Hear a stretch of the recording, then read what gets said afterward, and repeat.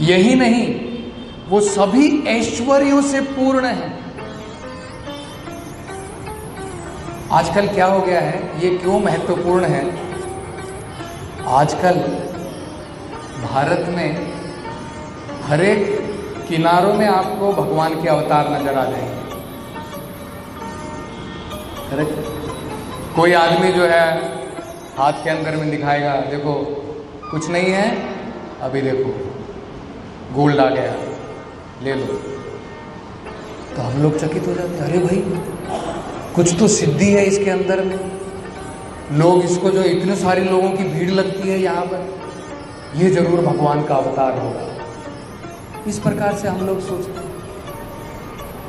पराशर मुनि जो है, ये इसीलिए वाल्मीकि ये प्रश्न क्यों पूछ रहे हैं, हमारे को क्लियर करने के लिए।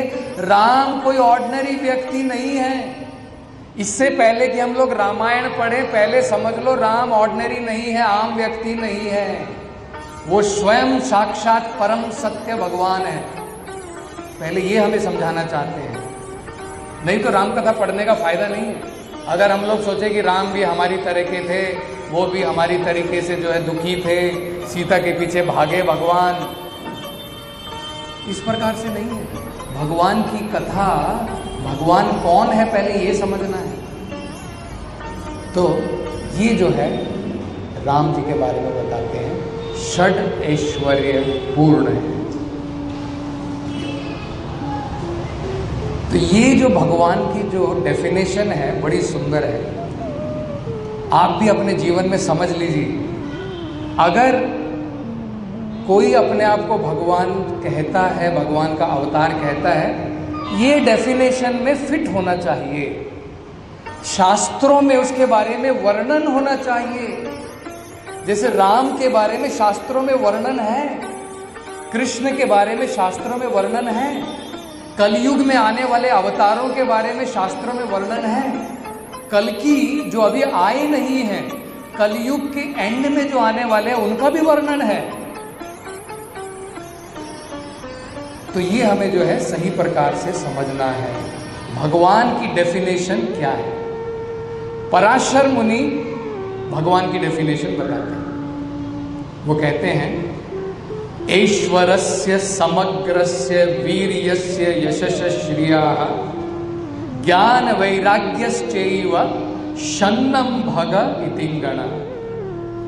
6 चीजें जिसके अंदर में ये 6 गुण पूर्ण रूप से मौजूद हैं, वो भगवान है। थोड़े बहुत नहीं, पूर्ण रूप से वो भगवान। पहला क्या है? ऐश्वर्य, कंप्लीट वेल्थ। जैसे ये बड़ा समझने लायक है। मान लो अभी यहां पर भागवत कथा चल रही है। दुनिया के छोड़ो, भारत के अगर सबसे अमीर व्यक्ति कौन है? अंबानी, करेक्ट। मान लो अभी हमको पता लगे कि भाई अंबानी जी ऊपर एक्सपो लगा हुआ है, वहां पर पधारे हैं, तो मैं शायद यहां पर अकेला बैठा रहेगा। भक्तों को छोड़ करके सभी लोग जो है लाइन लगा करके जा करके पहले उसको ऑटोग्राफ, बाद में नहीं मिलेगा प्रभु, पहले उसका ऑटोग्राफ तो ले लें। क्यों? क्योंकि जो व्यक्ति धनवान है उसकी तरफ लोग आकर्षित होते हैं। एक भिखारी अगर यहां पर आएगा, कौन देखेगा उसे? सबसे अमीर व्यक्ति आ गया, लोग देखेंगे। क्यों? धन दौलत सबको आकर्षित करती है। लेकिन कोई भी कह सकता है सारी दुनिया की दौलत मेरे पास में है, कोई नहीं कह सकता। सब कंपटीशन चलता रहता है। आज अंबानी है, कल टाटा है, कल बिरला है, ये सब चलता रहता है संसार। पूरे संसार की दौलत कौन कह सकता है मेरी? लेकिन भगवान कहते हैं, भगवत गीता में कहते हैं, ईशोपनिषद में कहा है, ईशावास्यम इदम सर्वम जो कुछ भी हम लोग संसार में देख रहे हैं सब कुछ भगवान की दौलत है। भगवान से ज्यादा ऐश्वर्य किसके पास है?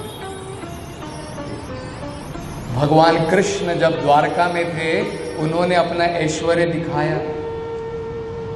भगवान की कितनी रानियां थी?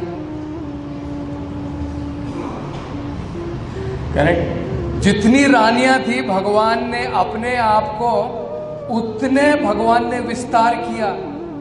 सभी रानियों के लिए भगवान ने एक एक बड़ा बड़ा महल बनाया। हमारे को एक पत्नी देखने के लिए बड़ी मुश्किल हो जाती है। अगर मान लीजिए हजारों पत्नी हो, हजारों के लिए हजारों महल बनाने पड़े, कितनी मुश्किल। ये भगवान का ऐश्वर्य है, इसलिए उन्हें भगवान कहते हैं। ऐश्वर्य से समग्रस्य, समग्रस्य मतलब पूर्ण, फुल, थोड़ा बहुत नहीं, 99% भी नहीं, 100%। दूसरा वीर्यस्य, जिसमें पूर्ण शक्ति मौजूद है। हम लोग किसी को इनकारनेशन कैसे बनाते हैं? हम लोग सोचते हैं मैंने मेडिटेशन किया। एक अमेरिका में एक वो लगा था, पोस्टर लगा था, Jesus Christ meditated, he became God. Jesus Christ ने ध्यान लगाया, वो भगवान बन गया। Buddha meditated, he also became God. Buddha ने भी मेडिटेशन किया, वो भी भगवान बन गया। Now it is your chance, अब ये तुम्हारी बारी। भगवान बनता नहीं है। हम लोग सोचते हैं अभी हम लोग भगवान नहीं है, मेडिटेशन के द्वारा भगवान बनेंगे। भगवान बनने की चीज नहीं है, भगवान हमेशा भगवान है।